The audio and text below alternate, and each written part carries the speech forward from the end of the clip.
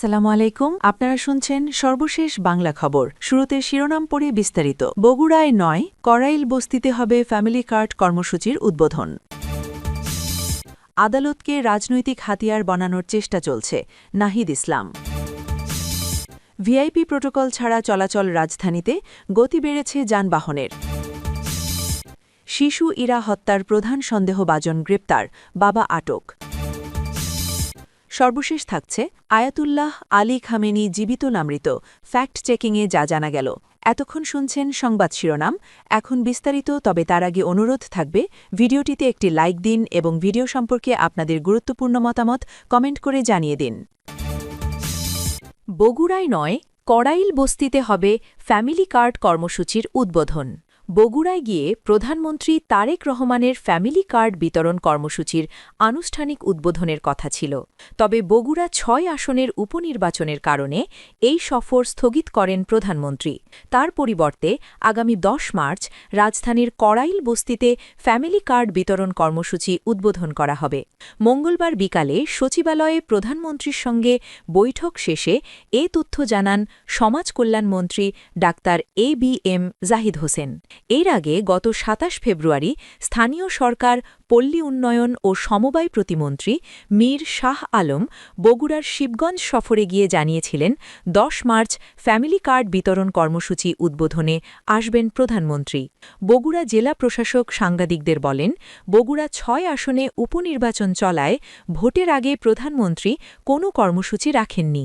জানা গেছে, পাইলট প্রকল্প হিসেবে দেশের ১৪টি উপজেলার একটি ইউনিয়নের একটি ওয়ার্ডে এই কার্ড দেওয়া হবে।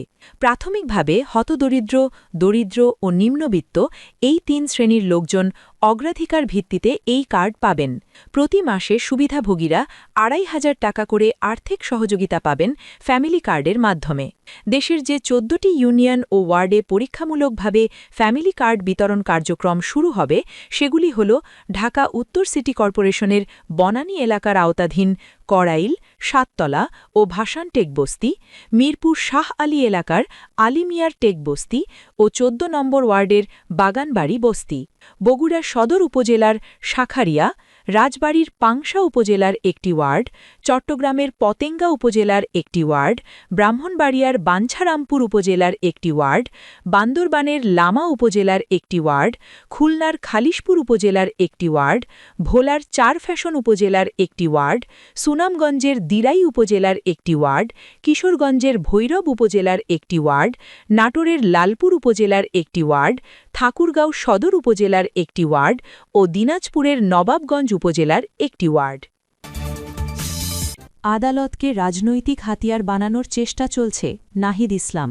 জুলাই সনদ ও গণভোটের ঐতিহাসিক রায়কে নস্যাৎ করতে আদালতকে রাজনৈতিকভাবে ব্যবহারের চেষ্টা চলছে বলে অভিযোগ করেছেন জাতীয় নাগরিক পার্টির এনসিপির আহ্বায়ক ও বিরোধী দলীয় চিফ হুইপ মোহাম্মদ নাহিদ ইসলাম। আদালতকে আবারও দলীয়করণের এই প্রচেষ্টার পরিণতি ভয়াবহ হবে বলে তিনি সরকারকে সতর্ক করেন। সোমবার ২ মার্চ চট্টগ্রামের পাঁচলাইশে কিং অফ চিটাগং কনভেনশন সেন্টারে এনসিপি আয়োজিত ইফতার ও দোয়া মাহফিলে প্রধান অতিথির বক্তব্যে তিনি এ অভিযোগ করেন। নাহিদ ইসলাম বলেন, আমাদের লড়াই এখনও শেষ হয়নি। বিচার বিভাগের সংস্কার, দুর্নীতি ও আধিপত্যবাদের বিরুদ্ধে নতুন করে সংগ্রাম শুরু করতে হবে। যে গণরায়ের ভিত্তিতে এই সরকার গঠিত হয়েছে, সেই রায়কে নস্যাৎ করার কোনো চক্রান্ত মেনে নেওয়া হবে না। আওয়ামী লীগের পতন স্মরণ করিয়ে দিয়ে তিনি বলেন, অতীতে আওয়ামী লীগ সরকার আদালতকে দলীয় এজেন্ডার হাতিয়ার বানিয়েই পতনের দিকে গিয়েছিল। আমরা বর্তমান সরকারের কাছে স্পষ্ট দাবি জানাই, গণভোটের গণরায় বাস্তবায়ন করুন। জনগণের রায়ের উপর দাঁড়িয়েই নতুন বাংলাদেশের যাত্রা শুরু হোক। চট্টগ্রামের স্থানীয় রাজনীতি ও শৃঙ্খলা প্রসঙ্গে এনসিপি প্রধান বলেন, এই শহরে চাঁদাবাজি, দখলদারি ও দুর্নীতির বিরুদ্ধে শক্ত প্রতিরোধ গড়ে তুলতে হবে। শুধু ঢাকা-কেন্দ্রিক নেতৃত্বে এই লড়াই সফল হবে না। চট্টগ্রামের সাধারণ মানুষ, ক্ষুদ্র ও মাঝারি ব্যবসায়ী ও শ্রমজীবী মানুষের পাশে দাঁড়াতে হবে, যাতে কোনো সন্ত্রাসী বা চাঁদাবাজ এই শহরে ঠাঁই না পায়। অনুষ্ঠানে বিশেষ অতিথি হিসাবে উপস্থিত ছিলেন জাতীয় নাগরিক পার্টির সদস্য সচিব আখতার হোসেন, মুখ্য সমন্বয়কারী নাসির উদ্দিন পাটোয়ারি এবং এনসিপির দক্ষিণাঞ্চলের মুখ্য সংগঠক হাসনাত আবদুল্লাহ। এছাড়াও আমন্ত্রিত অতিথি হিসাবে উপস্থিত ছিলেন চট্টগ্রাম সিটি কর্পোরেশনের মেয়র শাহাদাত হোসেন, চট্টগ্রাম ১৫ আসনের সংসদ সদস্য শাহজাহান চৌধুরী, চট্টগ্রাম ১৬ আসনের সংসদ সদস্য জহিরুল ইসলাম সহ স্থানীয় ১১ দলের শীর্ষ নেতারা। ভিআইপি প্রটোকল ছাড়া চলাচল, রাজধানীতে গতি বেড়েছে যানবাহনের। প্রধানমন্ত্রীসহ রাষ্ট্রের অতি গুরুত্বপূর্ণ ব্যক্তিরা প্রটোকল ছাড়া চলাচল এবং ট্রাফিক সিগন্যাল মেনে চলায় রাজধানীর সড়কে যানবাহনের গতি বেড়েছে। মঙ্গলবার ৩ মার্চ প্রধানমন্ত্রীর কাছে সংশ্লিষ্ট কর্তৃপক্ষের দেয়া এক প্রতিবেদনে এমন তথ্য উঠে এসেছে বলে জানিয়েছেন অতিরিক্ত প্রেস সচিব আতিকুর রহমান রুমন। রুমন বলেন, প্রধানমন্ত্রী তারেক রহমানের কাছে রাজধানীর যানজট নিরসন এবং সড়কে যানবাহন চলাচলের গতি প্রকৃতি কেমন এই সংক্রান্ত একটি প্রতিবেদন আজকে উপস্থাপন করা হয়েছে। সেই প্রতিবেদনে বলা হয়েছে যে প্রধানমন্ত্রী সহ রাষ্ট্রের অতি গুরুত্বপূর্ণ ব্যক্তিরা ভিআইপি প্রটোকল ছাড়া চলাচলের কারণেই যানবাহনের গতি বেড়েছে। তিনি আরও বলেন, রাজধানীতে আগে যানবাহনের স্বাভাবিক গতি ছিল ৪.৫ কিলোমিটার, যা কিনা পায়ে হাঁটা গতির সমান। প্রধানমন্ত্রী হিসাবে তারেক রহমান দায়িত্ব নেওয়ার পর ভিভিআইপি প্রটোকল কমিয়ে ট্রাফিক সিগন্যাল মেনে চলাচল করছেন। প্রতিবেদনে গত ১৪ দিনের একটি পরিসংখ্যান দিয়ে বলা হয়েছে যে ভিভিআইপি প্রটোকলে যান চলাচল বাধাগ্রস্ত না হওয়ায় যানবাহনের গতি ৫.৩ কিলোমিটারে উন্নীত হয়েছে। কারণ প্রধানমন্ত্রীর পর রাষ্ট্রপতি, মন্ত্রী প্রতিমন্ত্রীরা ট্রাফিক সিগন্যাল অনুসরণ করছেন। প্রধানমন্ত্রী প্রতিবেদনটি দেখেছেন বলে জানিয়েছেন অতিরিক্ত প্রেস সচিব রুমন। শিশু ইরা হত্যার প্রধান সন্দেহভাজন গ্রেপ্তার, বাবা আটক। সীতাকুণ্ডে ৭ বছরের শিশু জান্নাতুল নাইমা ইরা হত্যার ঘটনায় প্রধান সন্দেহভাজন মাহবুব বাবুকে গ্রেপ্তার করেছে পুলিশ। একই ঘটনায় শিশুটির বাবাকেও আটক করা হয়েছে। প্রাথমিকভাবে পুলিশ জানিয়েছে, শিশুটির বাবাই অভিযুক্তের হাতে তাকে তুলে দিয়েছিলেন বলে তদন্তে তথ্য পাওয়া গেছে। পুলিশ সূত্রে জানা যায়, ঘটনার পর থেকেই বিভিন্ন সূত্র ধরে অভিযান চালানো হচ্ছিল।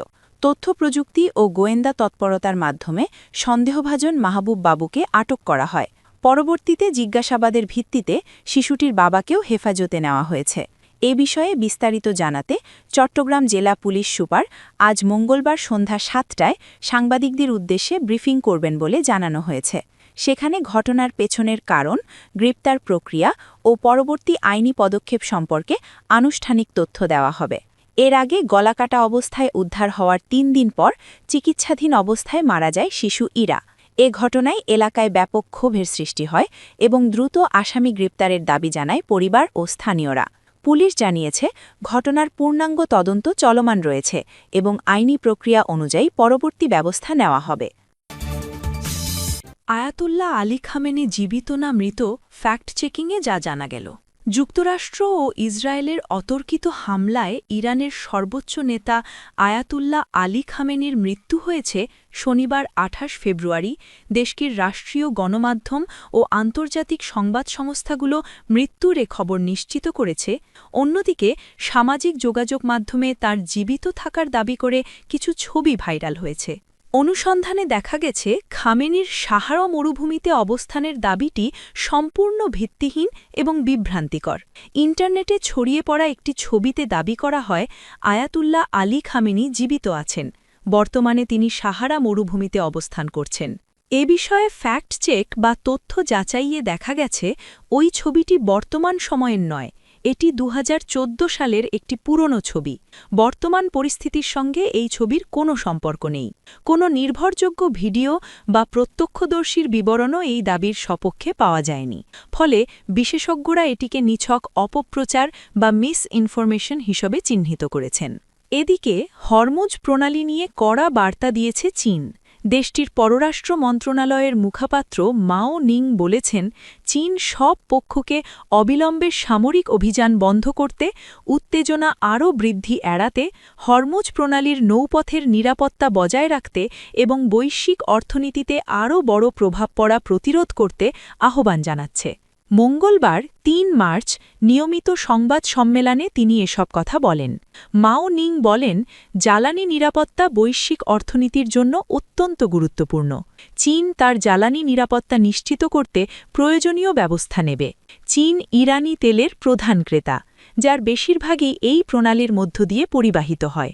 বিশ্বের সমুদ্রপথে পরিবাহিত তেলের প্রায় ১/৪ এই প্রণালীর মধ্য দিয়ে যায়। পাশাপাশি উল্লেখযোগ্য পণ্যও এ পথে পরিবাহিত হয়। শনিবার ২৮ ফেব্রুয়ারি ইরানের বিপ্লবী গার্ড প্রণালীটি বন্ধ ঘোষণা করে, যার ফলে কয়েকটি আন্তর্জাতিক নৌ পরিবহন সংস্থা এ নৌপথ চলাচল স্থগিত করে। Ayatollah Ali Khamenei, Iran, Israel, যুক্তরাষ্ট্র।